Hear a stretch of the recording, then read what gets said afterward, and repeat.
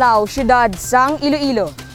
Department of Environment and Natural Resources kaupod sang Iloilo City Government nagtanom sang 5,000 nga mga industrial bamboo. Doing nga project na taong katamang kay aside from environment and Apisar sang mabaskog nga ulan, padayon sa gihapon ang pagtanom sa mga industrial bamboo sa barangay Buhang, Jaro. Ang nasambit nga tree planting activity kadungan sa pagselebrar sang Environment Month kag Arbor Day celebration. Ginasuportahan gid ang ini nga programa sang aton aktibo nga amay sang syudad, Mayor Jerry P. Treñas, kaupod sang aton mga city councilors, Vice Mayor Jeffrey Ganzon, kag sang Iloilo City Environmental and Natural Resources Office.